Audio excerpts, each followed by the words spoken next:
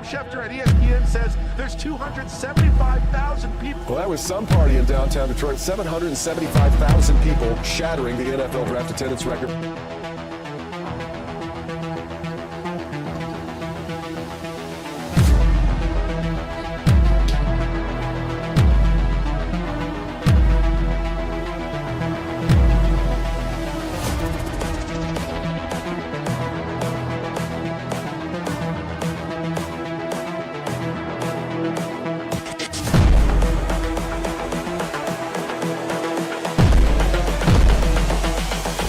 This is the future. All grit.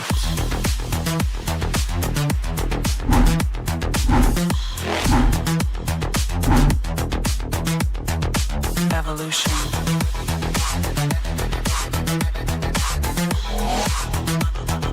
This is the future. All grit.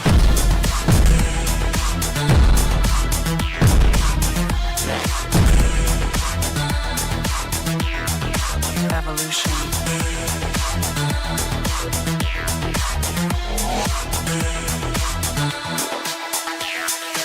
All grit.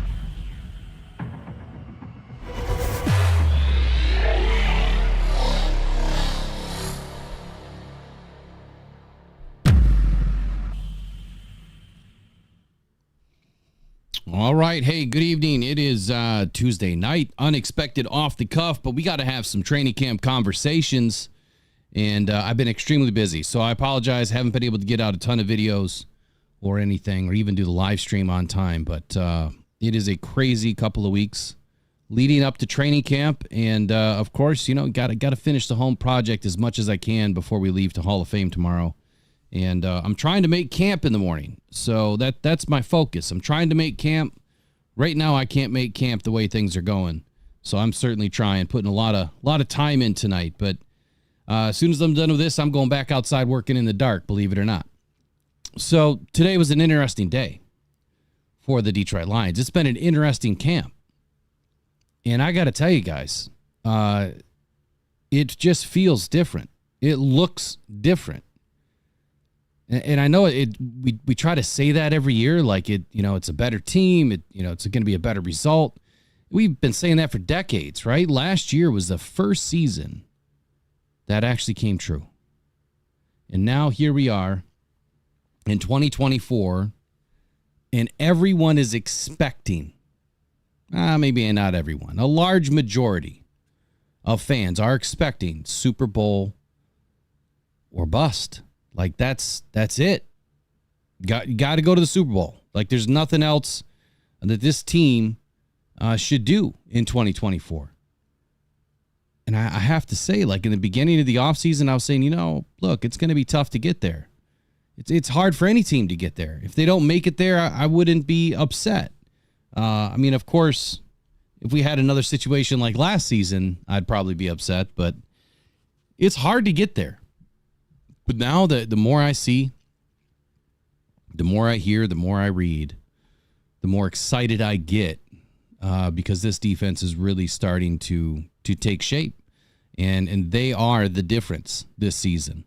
When the offense can't get going at all, and they're not just picking apart the defense like they were last year, this time, that tells you something's changed. And it's not that the offense is bad. That's not the case. It's the defense is that good. So anyway, let's get into this. Let's have some conversations tonight. This will probably be an hour-long show. So right around 10 o'clock or so, we'll probably end this one so I can try to get my butt to camp in the morning. It's going to be tough, but I'm gotta try to make it. No roster tonight, no lineup tonight, just straight conversation. And, we've had Chef doing all the, the recaps, day 5, day 6. He's doing all the recaps. So you can catch all that content on the All Grit Pod. And I just want to talk with you guys. That's all I want to do. I want to talk about what happened today and what I see. And I guess call my shots for the season. Right away, let's bring in the old screen capture. Let's talk about this guy right here. Ennis Rakestraw. The Rake. That was my nickname for him when we picked him up. I doubt they'll call him the Rake, but the Rake has a storied history in poker, so The rake, man, he took off today and really shined, according to John Macaroon. But in the second padded practice, according to John Macaroon, it offered an opportunity for the team to once again improve ahead of the start of competition next week. Now, Lions are making final preparations, as John Macaroon said, ahead of the New York Giants joint practice next week. And that's where we're going to see a lot of action. One guy that will not be in action, more than likely at all, even in the playoffs. I know that they said that Kaminsky could be back for the playoffs. Doubtful. He's probably done. He'll probably get an injury settlement, potentially. Maybe not. But it's really unfortunate that these are the things that we don't want to see happen, right? We don't want to see injury. And we lost a great one today. Kaminsky is a hell of a leader on this team and deserves a shot. And he didn't get it. I mean, he got it, but it ended in injury fashion. So I don't like to see that. But anyway, Campbell explained that it's human nature, to at first kind of abandon all the fundamental principles. And that happened yesterday when I was at camp. That's what I saw. I mean, it was terrible tackling, terrible form. Guys' bodies just everywhere, right? Nothing clean at all. It would look bad. I mean, it looked like a high school team that, didn't have a clue for a minute. Like their brain was scrambled and I know it's hard to believe because they're pros, right? But legit, that's what it looked like for a minute. And then they started to pick it up. And that was a great statement by Campbell, right? That they just kind of abandon everything. It's like, hey, we got pads on. Let's go do this. And, they get excited and, you just lose your head. Pretty easy to do. But it was still fun to watch everybody get crazy with it. I highly doubt we go after Judon. Highly doubt. I've been kind of all over that one. I don't think so. I mean, if we lost a linebacker, maybe, but not Kaminsky. I mean, there's potential now we could bring in another edge, but I guess since we're talking about, edge for a second, interior, he's interior, he plays inside, outside. There is room, obviously, to add another interior defender, but then when you look at the room, I think you just kind of solidified who's making the team. There may be one cut. Of course, there could be another one, actually. Kyle Pecco's playing pretty well. I think Pecco's going to make the squad right now, anyway. So I don't know. I don't think that Judon is the answer. Look, when we're trying to sign, our guys, like Taylor Decker, just got a $20 million APY. That's what we're trying to do. We need to re-sign a Lee McNeil, but I think before we hand out, a $15-20 million contract to Juden. I just don't see it. I don't. That's just not our way. Not right now. Maybe at week 10. Braylon, the Bears are not going to get Judon. They don't have any money. They're not going to get Judon. Not going to happen. Judon's not going anywhere. So Brad doesn't want this headache, man. Just like Michael says in there, Luke Keys, Judon is holding out for more money. Brad is focusing on signing our own. He doesn't usually go after players who would hold out. I don't think Judon is a fit for the Lions. I'm right with you. Yeah, it's great that Judon showed up to practice and now he's a hold in, not a hold out, right? Sometimes, even $1 million motivates people. So Judon's probably like, yeah, I don't want to get fined. I'm going to show up to practice. I'm not going to get fined if I hold in, even if I practice, whatever. Look, our guys don't hold out. And to think that we would bring somebody in that even, considers that, that's just not the Detroit Lions way. We want guys that care about what? You guys know the answer. What do we want guys to be like? First and foremost, football players, right? They need to be football players. All else doesn't matter. Football first. I love football. I want to play football. I study football. I eat, breathe, shit football. That's what I do. That's the kind of player that we want on this team. Not, I love football, it's a job, but I want to make money. And I want to be in the limelight, and I want to get some Nike deals, and I want to be in commercials. You know, they want to be the P. Diddy of the football players, right? All up in your videos. No, we want guys that just want to play ball. And pretty smart about it too. Pretty good football players. And I think we have that. I mean, from top to bottom on this roster, that's who we have. We don't have any prima donnas. None. I haven't found one. But anyway, I don't think Judon's coming. And yeah, I saw that. I saw that come out today, Michael Garrity, about the Bears not playing the starters on Thursday night. I'm a little disappointed. I was really hoping to see Caleb Williams throw his first interception while I'm sitting in the stands in the row one, laughing at him, pointing at him, holding up my sign. I'm not going to see that now. Kind of disappointed. Whatever. Here's what it is. Still going to be a great game. Still going to be a great game. Yeah, Braylon, we all want a Super Bowl, man. Hey, appreciate that, Andy. Appreciate that. Thank you. All right, let's get back to this. So I apologize here. I get off on a tangent. See, that's what happens when we have no forum tonight. We just go off the cuff with conversations. So Rakestraw shine today. So what I said in the morning show is, you know, we haven't had any interceptions yet, right? All camp. And I said, just be patient. They're coming. You know, got to let these guys settle down.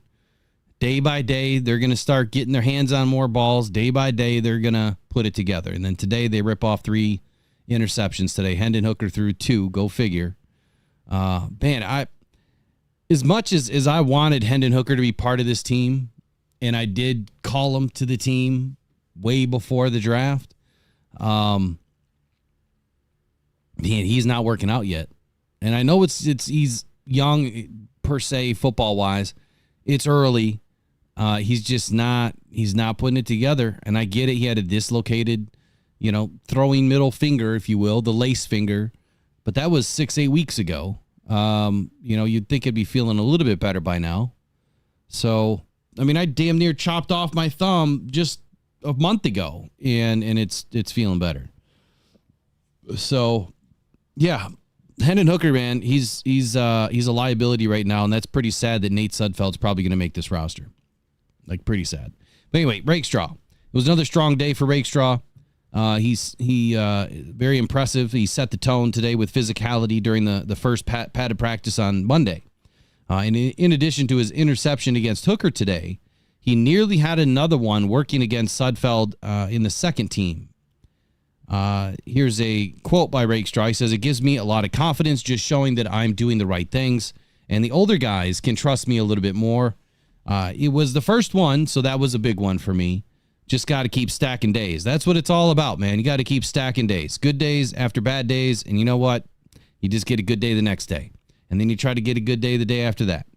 And then you try to string 3 in a row. And before you know it, you're flying. Hooker struggled to continue. What I was just saying here is that Hendon Hooker's up and downs, again, according to John Macaroon, up and down offseason has continued as he's struggled during team periods, stationed with the third team. Nate Sudfeld leading the second team. Like, this is this has to be the moment that everyone that said they wanted Hendon Hooker to start over Jared Goff, I hope you guys now trust me a little bit when I told you that would never happen this year. There is no way that Hendon Hooker was anywhere close to being ready, especially coming out of that funky Tennessee offense where he would stand back like a Statue of Liberty. I just saw all the intangibles, you know, and I saw a lot of the skill set that he had that could transition to the NFL with some work. It's going to be work, but we didn't need a guy to start, you know, leading this team right now. We had Jared Goff. So you take the, the third round quarterback that just happened to be there, who would have been probably a top 5, top 10, like I've said, in the first round had he not been injured. But right now he's showing that it's taking him some time. He's he's slow right now. He's slow to develop, but at least he's trying. At least he's still trying to, put it together day by day.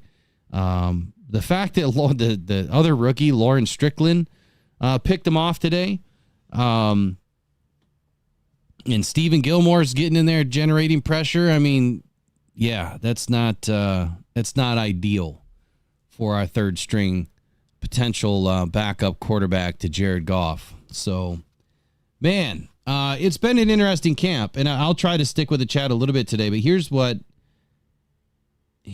I wanted to talk about. A few different things I wanted to talk about. One, obviously, super sad to see Kaminsky, go out the way that he did. Obviously, I was not at practice today, so I don't know how well Matthew Betts, however you want to pronounce his name, how he did today. And what's weird to me is nobody's talking about it. Nobody. I haven't seen anything. Matter of fact, let me Google it right now. I haven't seen anything written about Matthew Betts since camp started. And I don't understand that at all. Because the guy's playing well. I mean, at least the practice that I saw, he was all over the place in a good way. So are they trying to play, coy here? Like, are these writers instructed not to write something? Or, are they hide the weenie a little bit? I don't know what advantage that would give you. I mean, eventually people are going to see you play, in about a week. So I don't know why nobody's talking about it, but the guy played well yesterday. Absolutely. I should probably pull in the chat because I'm trying to read it off my phone. I really can't even see it. So small. So Matthew Betts, man, he's having a good camp, and that's why this John Kaminsky thing, I mean, I hate it for him. I'm not as worried because we are so deep right now. You got Josh Paschal inside, outside. You've got Onwuzurike's back, and he's playing pretty well. Now, he's not really an outside guy, but he can get after the passer. And Mekhi Wingo, I mean, he's like the gadget of all gadget guys. The guy's an absolute dog. Has the ability to rush the passer from inside or outside, gets great pressure on the quarterback.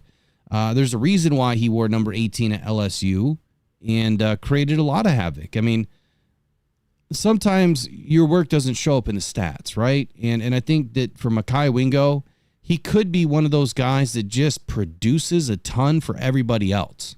He may not get all the stats this season or next season, but he's one of those guys that helps the guy next to him get home, helps the guy next to him get, play better, have more success. And I'm okay with that. I mean, I don't know how the players are, but if the players are who we think they are, and who Dan Campbell and Brad Holm tell us that, they're trying to bring in, they're unselfish. And if they're unselfish, they don't care about the stat line. They only care about the W or the L at the end of the day. And to me, that's all that matters. Because if you get enough W's, then y'all get to hoist the Lombardi Trophy, which very few men have ever done in the history of NFL. So that's the end goal. Like, that is the goal. Not 17 sacks. No, I want a Lombardi. So if that means I get 5 sacks and a whole crap ton of assists, I'm all in. That's just how I would have played. Yeah, number 18 is a very sacred number. Not just for the elite, but what that number represents, the players before them that wore that number 18. In a nutshell, it's the embodiment of the school and what their football players, what their school, what they're all about. Whoever wears number 18 is the identity of the LSU football program on and off the field. So it is it's a great honor to wear that number.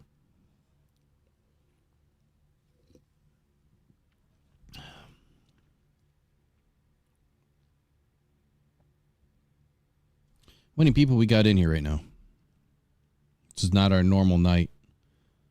39 people right now. It's not so bad. It's not so bad. We'll be cooking soon. Man, it's already 9:30. All right, Derek Barnes. Derek Barnes says no more Mr. Nice Guy. And look, he's been chippy all off season. Him and Skipper been going at it nonstop. I think they finally mended their fence, where they've kind of gotten past whatever grudge they had against each other. But now there's this natural balancing act when the pads kind of come on, right, for the first time. And all the fundamentals, all the technique, all the details, that you've been working on. The coach is harping on you during camp or during the ramp up. Now you got to learn to just put it all together and start to come to life. And he's doing that. Derek Barnes is probably somebody that hasn't been given enough respect for what he does on the football field. And I'm guilty of that. Like, I'll hold my hand. I'm guilty of that. I never really saw much out of Derek Barnes outside of just seems like great dude, good locker room guy, hard worker, just didn't seem to translate a whole lot to the field. And then there were spurts last season where he started to come alive. And, obviously the interception was huge. Excuse me. I'm exhausted. I think I'm on 7 hours of sleep in the last 48 hours. And I think I drove 12 of that. So there's a ton of excitement for him. And I think that this is another guy that he's obviously going to excel in special teams with, the new kickoff rules. And, he's super eager right now to get in there and show these coaches why they bet on him, and why they're bringing him in, to the circle, right? I have a feeling that Derek Barnes is going to play a pretty big role in the linebacker room this year. Like, he's going to be a staple on the field more often than not.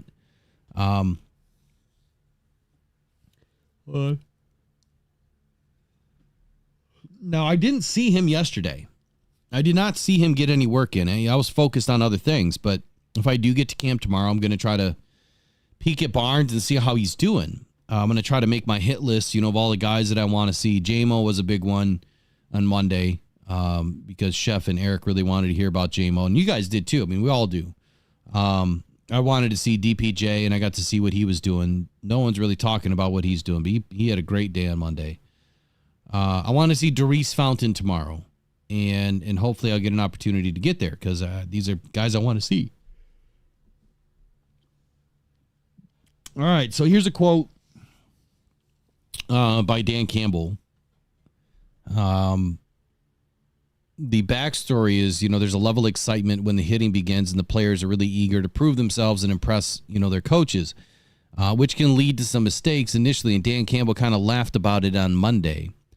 But rest assured, he didn't think it would last very long. And this is what he said. He said, I would expect it's going to be much better today, being Tuesday. He was asked how long it was going to take for the fundamentals to kind of return. And he goes on to say, and that's what happens. It's inevitably, you're just out there trying to win and you don't think about anything else. You're just trying to win. So that's what that was last. That's what last night was. You watch the tape, you go over it. Our coaches are on it. Like, hey man, we just talked about this. Look at your footwork. Look at your hand placement.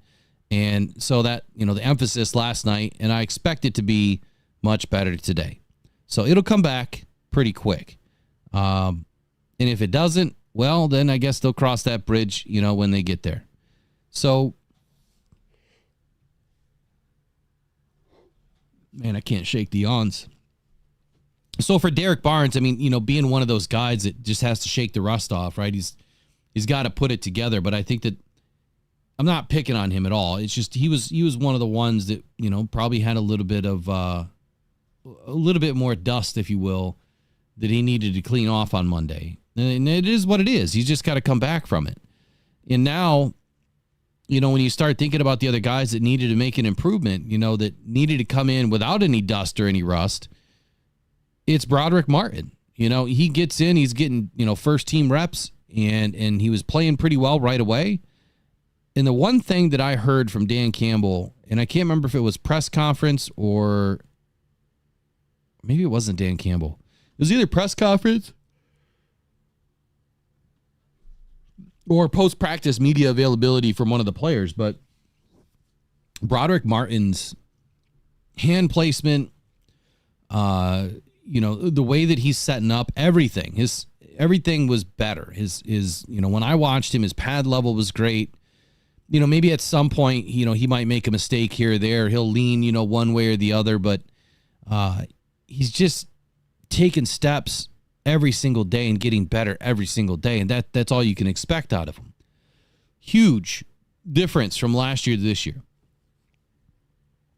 Just from what I saw, not just the weight transformation and the fact that he's slimmed down. I guess when you look at Broderick from last year to this year, just look at his face.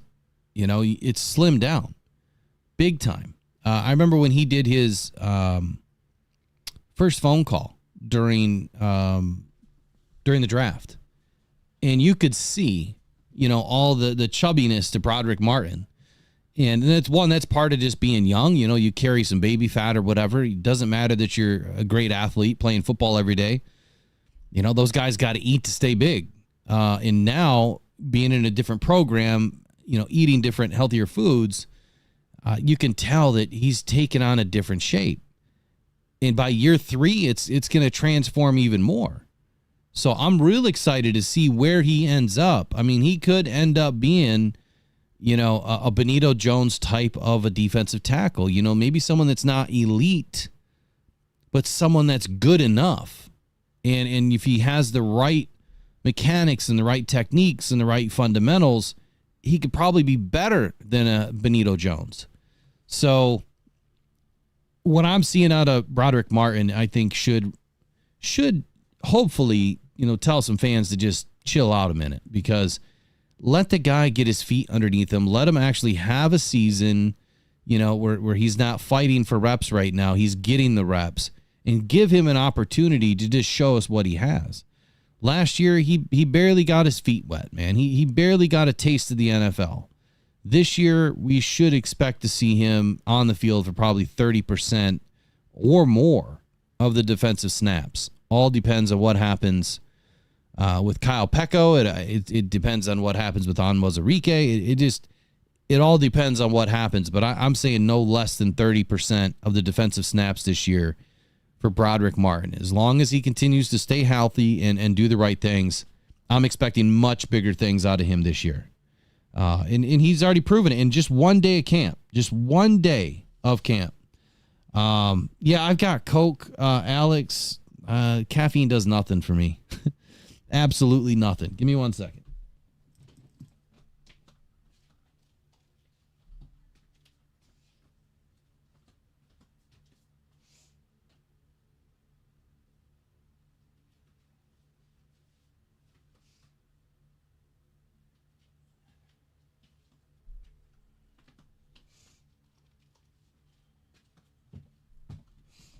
Yeah, I'm one of those guys. It's like, how do you say it? Caffeine has the opposite effect for me. You know how they say like people with ADD or ADHD, if they drink caffeine, it slows them down eventually. Like that's what happens to me. I don't have diagnosed ADHD or anything, but that's what happens. I'll drink coffee, and the next thing you know, like I'll get tired, or I'll drink Coke and I'm falling asleep. It doesn't do anything for me. It's weird. What I need is sleep. That's what I need. I need some good sleep. Lion Eye says power nap. I do need a power nap. Allergic to the NFL? Definitely. Yep. I got the itch for the NFL. I got sunburn like crazy today, so probably going to be itching tomorrow on my way down there to the old Canton. All right, what else happened today? What am I missing? What else happened in training camp today? Brian Branch came back, so that's good to see. Now, we did lose offensive lineman Nanani Muti. He will be evaluated for a left shoulder. So there's that. One of the bigger stories, and I was going to do a heavy hitting video on this, but I didn't.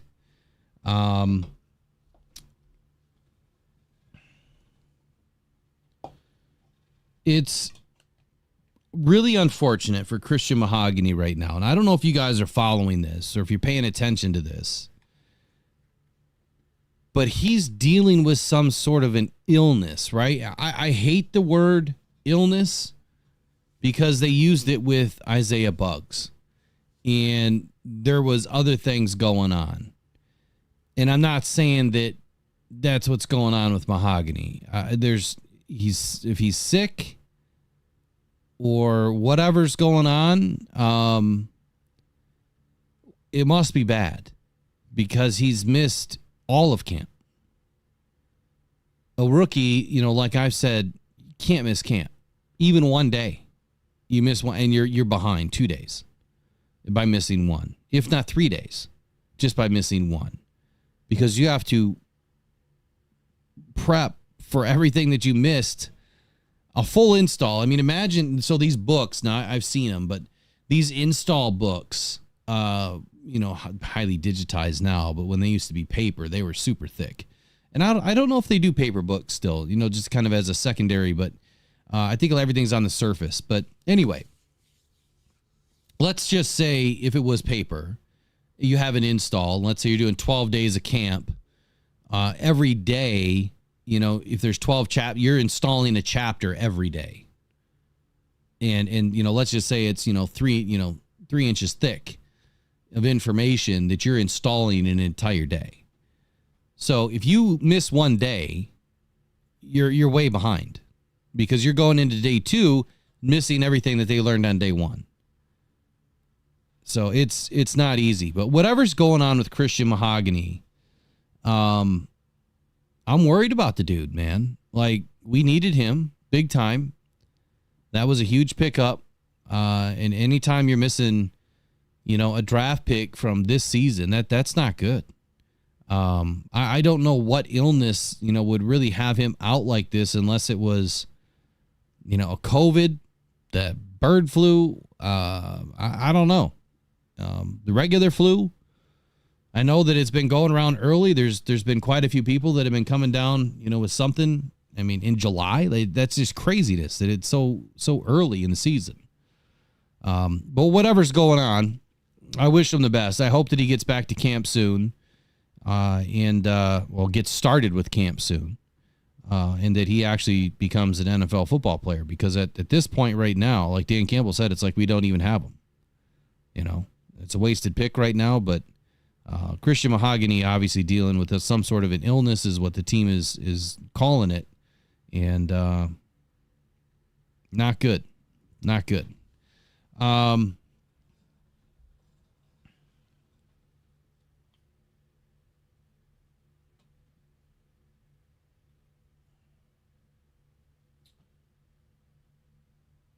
No, Justin, to your question, no.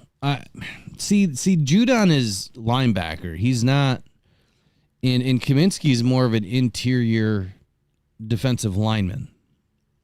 He's a hybrid guy, and I kind of addressed it in the beginning. So I don't think that. Look, I think the door is always open, right, for Brad Holmes. I think that he's always looking. He's always analyzing what's going on. But I think that at this point, I think we're pretty comfortable. And the reason why I'm saying no, let's break it down. Let me pull up the depth chart. Let's break it down.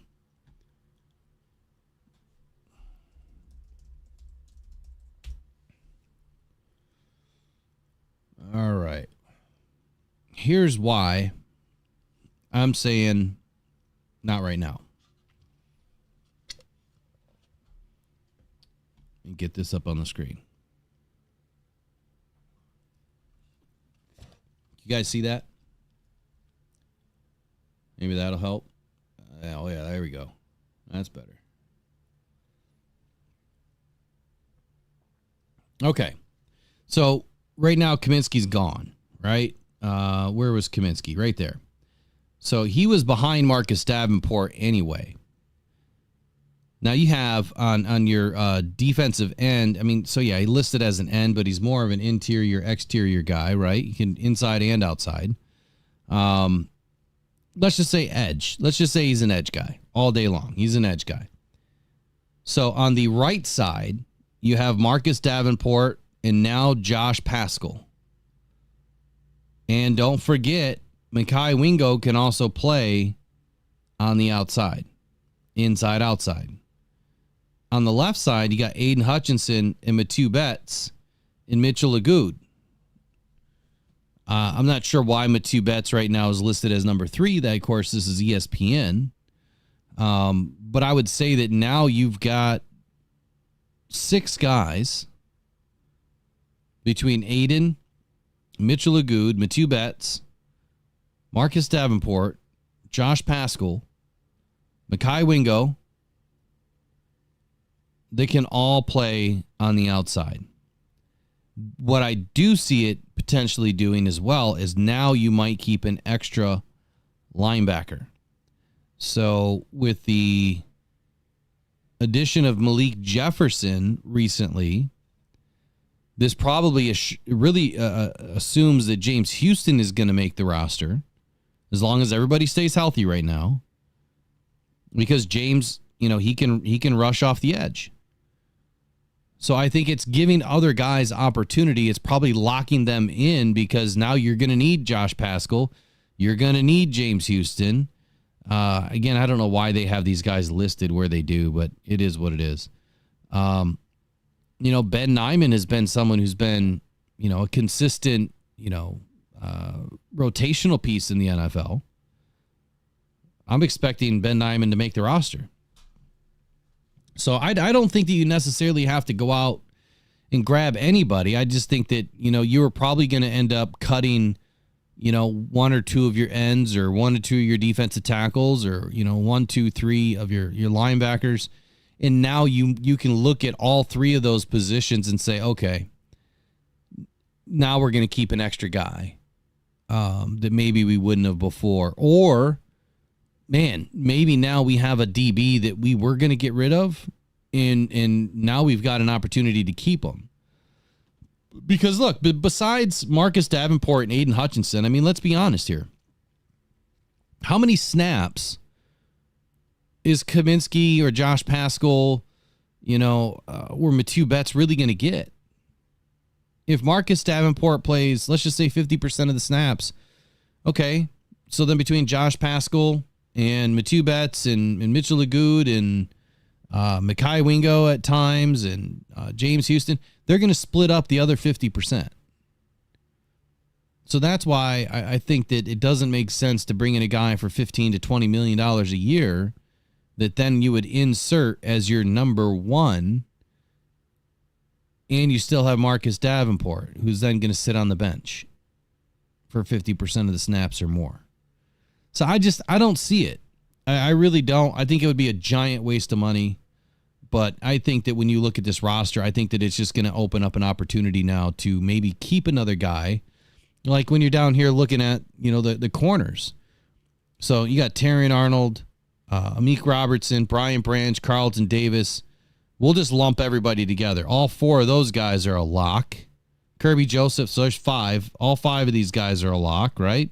Emmanuel Mosley's getting early action at camp. Ifeatu Melifonwu, he's a lock. That's 6. Ennis Rakestraw, he's a lock. That's 7. So now you've got CJ Moore, Kendall Vildor, Emmanuel Mosley, Stephen Gilmore, Khalil Dorsey, Morris Norris. I was kind of liking what he was doing the other day. You've got all these guys now that maybe you don't want to get rid of somebody. Stephen Gilmore in Dan Campbell's eyes is missing a gear right now. And they're expecting more out of him because he can play so well. So I would hate to see them lose Stephen Gilmore, maybe because he's not having the best camp, but they know the guy can play. So I think it just opens up, an obvious opportunity where John Kaminsky was probably going to make this roster. I think he was a bubble guy, potentially. But now I think it opens up the roster for, the Lions to keep somebody, whereas maybe they were going to cut him. Anyway, so I don't know. I don't know what you guys think about that, but I don't think the answer is spend 15 to 20 million and go out and, sign Judon. I'm not saying it would be a bad signing, like he's a great player. I just don't know about the fit, guys and ladies. I just don't know about the fit. And I think if the fit doesn't make sense, then, you just got to put it back on the rack and walk away, right? We've all been there. You really like this pair of jeans, but they just don't fit right. But you know that you're going to lose that few pounds, and it's never going to happen. So those jeans are never going to fit right. It's kind of the same way with a football player that just doesn't fit your culture. Man, dude's got all the talent in the world, but he's kind of a jerk. And he's rubbing the room the wrong way, and now they're all kind of playing out of whack. You got to put him on the rack and walk away. You know that you're not going to lose those couple of pounds. As much as we want to lie to ourselves, it just doesn't always work out that way. Same thing, with a guy that's kind of teetering on the border of, being an opportunity for your team, but not a good fit. I mean, you guys have heard Brad Holmes, right? And Dan Campbell both have said, you can have one of those guys. Just one. I don't know about two, but you can have one. Jameson Williams was kind of that guy for a minute. He was in trouble. Year one, didn't put it together, right? Didn't study the playbook as well as he probably should have. Year two, the whole gambling thing. So he was kind of that guy that was giving them, fits a little bit. And then he has all the talent in the world that's not being, utilized and on the field. So I don't think from a behavioral standpoint he was any sort of an issue really, but just the dumb stuff. So, yeah, I don't know. Week 10, or before the trade deadline, if we need somebody, I think that's where you spend the money. Because then you're going in for a push. That 15 million now is only going to be like 7 million then or 6 million then. Then it makes sense. Yep, I'm going to bring this guy in for a push, and we're not going to give him any sort of a contract. We're just going to go for it. That's where I think you spend the money. Justin says, do you see a good or bets as the same type of gamble or how we brought back the Akora brothers last year? I think that they're better than the Akora brothers already, honestly. Agood's actually been playing pretty good since he's been in town. As far as bets, look, my eyes don't lie. What I saw on Monday legit had me chilled. Like what I saw, maybe it's just because I wanted to see some damn football. I don't know. Maybe I was just that hyped up that everything that I saw was just, rainbows to me. I don't know. It just looked like a bunch of unicorns running around out there. These guys are playing. They all came to play. And best damn defense I've seen on day one of padded practice in all of the years that I've been going to training camp. Best defense I've seen. Now, it could be a slight comparison to 2014. It really could be. But that was a different kind of a defense, but similar mindset, right? Interior pass rush. That's where you want to get your pass rush, interior. And let the edge collapse as they can and will. So what have we talked about today? We talked about Hendon Hooker, man. He needs to get it going. A little slow to develop. The good news is we just don't need him. Jared Goff is our starter, so thankfully we're good there. Broderick Martin, slimmed down, is definitely taking some opportunity right now with DJ Reader not in the game to be able to get some first-team reps, and he's doing well with it. He really is. He's making it all count. The one guy I have not spoken about yet really is Onwuzurike. Look, this guy's rolling, man. I'm super impressed look, he was on my hit list, the not going to make the team, going to be a late cut, injury just creeps up at the wrong time for Levi Onwuzurike. And this season, man, he's been anything and everything that you would have hoped. When we saw him in year one, like, nobody knew who this guy was. And don't say that you did, because nobody did. You heard the name and it was like, who? And then you seen him play and it's like, cool. Like, he's pretty good. And then he got hurt. Now, I'm a guy that's, fused in the neck and the lumbar. So I know what it's like to have extremely tough, situation to come back from. Now, compound that with playing football and trying to move 300-pound men around and then tackle freight trucks coming at you at 20 miles an hour. I couldn't imagine it. Like, I get worried about just bending over to tie my shoes half the time. Like, it's just going to pop. So, rock on Levi, man. Like, straight up, the dude is put it together and he's got his body right. And now it's showing up on the field. So I'm super impressed by this guy. It's time to see what the old Washington product can do. Brad Holmes has got a great eye, for some of these candidates that are just a little bit lesser known. And this is one of them. And if he can string a few days together here, and not get injured, that's the key. He's got to stay healthy. Look, he's another guy that can go the distance. And he's a guy that can get after the passer and create some havoc in the run game. Now, Monday, that offense couldn't get rolling at all. And I don't know, outside of the 3 interceptions they threw today, if there was a ton of action on the offense. And that's really why I want to get to camp tomorrow, because I want to see now 2 days later, right, 2 full practices in, what's changed.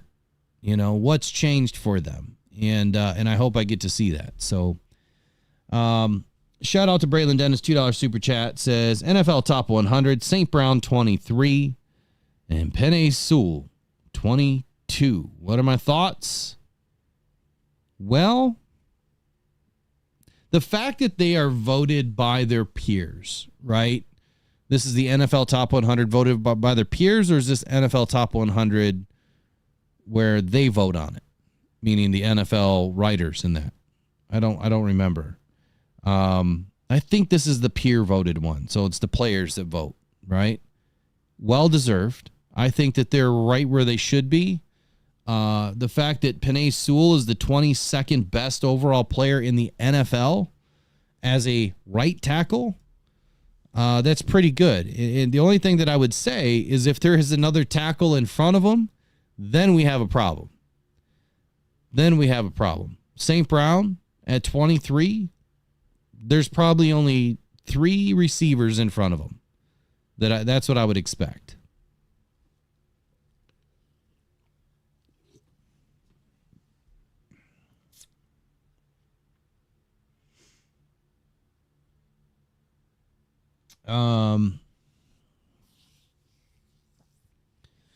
Let's see here. All right, Michael Garrity, you take care, my man. Thanks for stopping in tonight.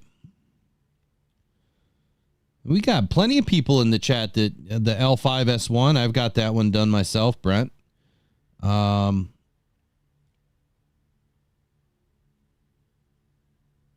Milton says had neck and back surgery also. Yeah, I mean, it's crazy. It's crazy how many people have these surgeries now. And yeah, it's an in and out surgery. You're going home pretty much the same day with neck and, up to a week or so with the back. But I was in the hospital for, I think, 5 days after the back. I had a tough one, man. I had a really bad injury. Let's see. Mike P says, Will, I read somewhere today that the Lions are bringing in Breland Spears. Have not heard anything. Personally, have not heard anything. Trace, you get the shots? Yeah, I've had those done. I had the Cauda Equina done too, and that sucked. I was paralyzed the next day. after I had that injection. Did not feel well. Literally, Megan had to pull me around on a sheet on the floor to move me. I could not move my arms or legs. I will never have those injections again. Oh, Braylon speaks. Well, we know Braylon speaks. Oh, you mean Breland speaks? Oh, I got you. I haven't heard anything. Be interesting. What else are we missing in here today? Got a few more minutes. Situational drill. So late in the practice, the first team offense took on another situational drill today. This time, the offense began down 6 points with 51 seconds remaining on the clock. Only one timeout. Goff got the ball first. He got the ball rolling. He got a completion to Jamison Williams and then targeted Williams again on a deep ball that was incomplete with Carlton Davis draped all over him in coverage. There was another incompletion forced on a 4th and 1, but Goff again hit Williams to move the chains. After the spike, the Lions faced a 2nd and goal from the 8-yard line with 12 seconds remaining. Goff hit St. Brown for the score, and then Jake Bates nailed the game-winning extra point to salvage the win for the offense today. So the offense did get a win today. That's good. Now, here's what I would say. They are using JMO early and often. Early and often. And I'll say it one more time. Early and way, way, way too often. Now, I don't mean too often is like a bad thing. They are trying to get this kid's confidence up. They need him to have muscle memory headed into the preseason. If he gets any reps at all, I doubt, but they need him getting some reps, getting his confidence up, because when the regular season hits, it's just going to be like practice all over again. They know that they can trust that JMO's going to get rolling quick. And if they're using him this early and this often, man, maybe we're not giving JMO enough credit for just how many yards and how many touchdowns he can put up this year. It'll be interesting to see what happens. Darn well other teams have not seen enough of JMO. So I think that's the one ace in the hole right now that the Lions have, is there's enough tape on JMO, but he hasn't done enough in the NFL to really warrant, in my opinion, defenses to really scheme against it. They're going to scheme against Laporta and St. Brown. The fun thing right now is that if JMO has his confidence together, then what you're going to see now is Goff, if he doesn't have to go to St. Brown and Laporta, if they're getting covered, JMO's going to be open. The third guy is going to be open in this offense because you have to legit cover Laporta and Brown and Gibbs when they're all in the offense together. Jameson, Gibbs, Laporta, and St. Brown, hallelujah. Look, it's going to be music to my ears every Sunday, every home game when we hear the Lions, touchdown song going crazy. It's going to be a fun season watching JMO get it put together. So I'm slowly but surely liking what I'm seeing. Here's a video of Jake Bates knocking in the old field goal try. Boop. Nice work, Jake. Nice work.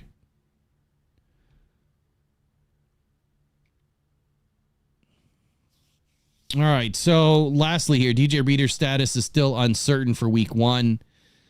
He's currently on the PUP list. Hopes to get off the list by the time the season starts. That would certainly be great. Thanks, John Macaroon, for all the updates today.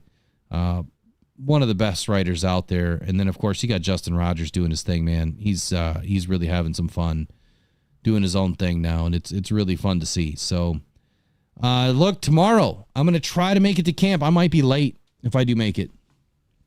I'm going to literally go outside right now, to go finish my job, because if you know anything about sod, if I don't get it unrolled, it's going to die.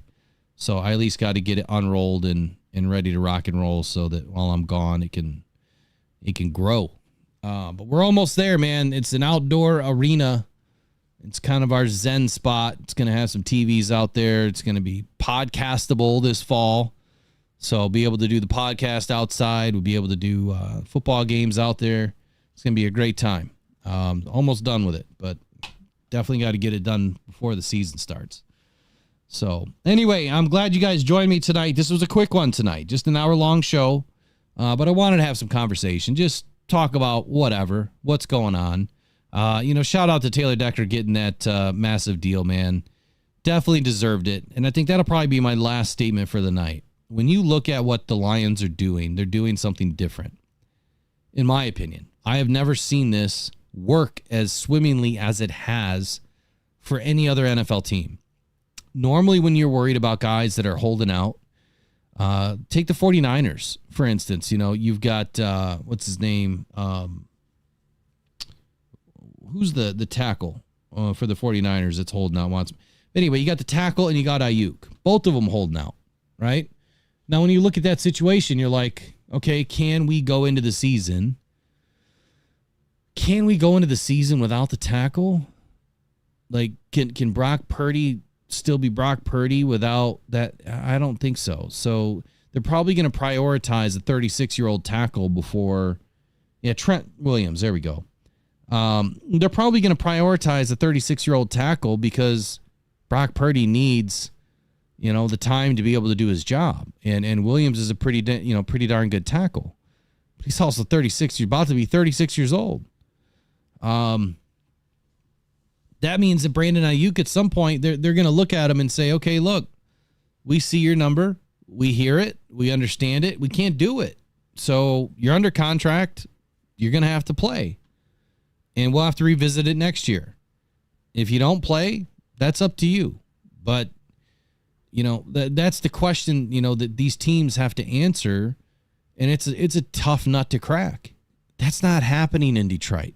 Not only is Penei Sewell and St. Brown and now Taylor Decker and Graham Glasgow and Jared Goff all locked up with a great cast of defense, that they just brought in with Terry and Arnold and Ennis Rakestraw and others. And then last year's draft picks, they're all here through 2027, if not a little bit longer for some of them.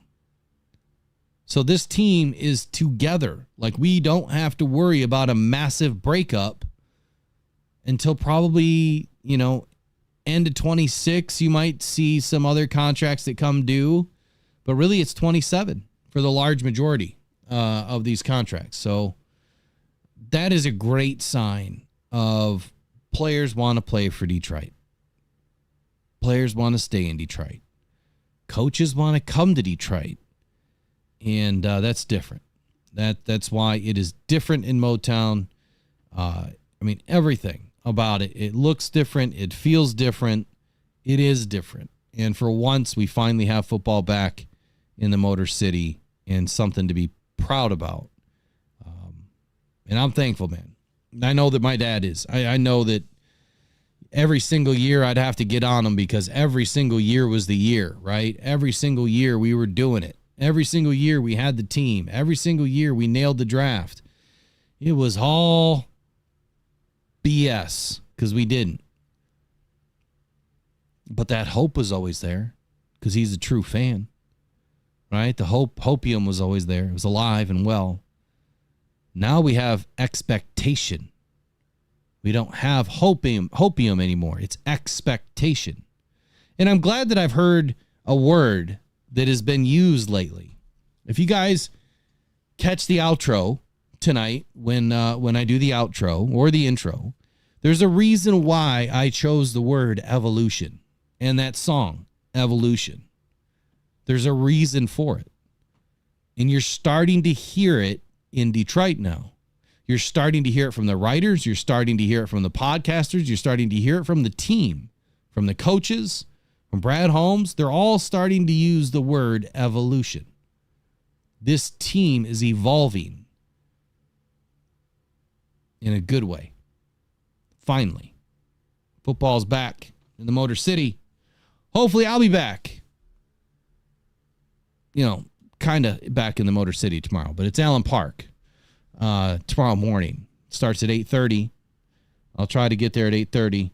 Any of you guys that are going to be there, text the show phone, 313-312-0348. If you guys are going to be at camp tomorrow, just text me, 313-312-0348, and we'll try to meet up somewhere there. Grab some pictures, whatever, shake hands, finally get to meet. So let's do it. Hit me up tomorrow, and let me know where you guys are at, and we'll meet up. That's awesome. Who just got tickets? Oh, Lions versus Chiefs preseason game. That's awesome, Ryan. You're gonna have fun at that game. It's our only game this year. All right, you guys are awesome. Appreciate you guys for joining me tonight. Hopefully, I'll be at camp tomorrow. If I'm not, obviously, I'll text you back and say, hey, I didn't make it. I slept in. But I got to go to Cleveland tomorrow anyway. So you guys have a great night. Let's go One Pride. Let's go Detroit Lions. We'll see you guys here soon. I will be doing pop-ups. So even though I'm at the Hall of Fame, I will be doing pop-ups. I will get the podcast going. And we're going to have some fun with that too. So it's an interesting event I've never been to. So I want to bring you guys along with me. You guys take care.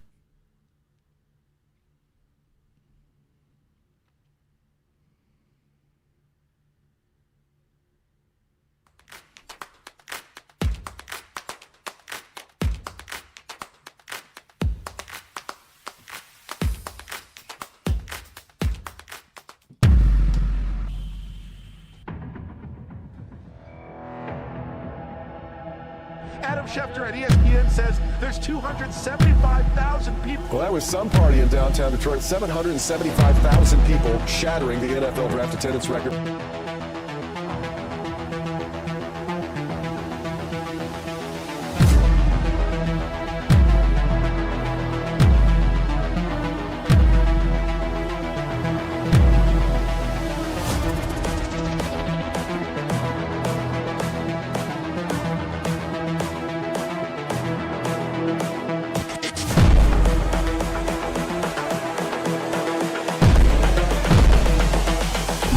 This is the future.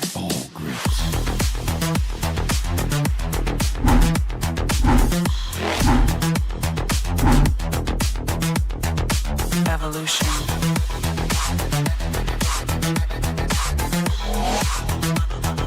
This is the future.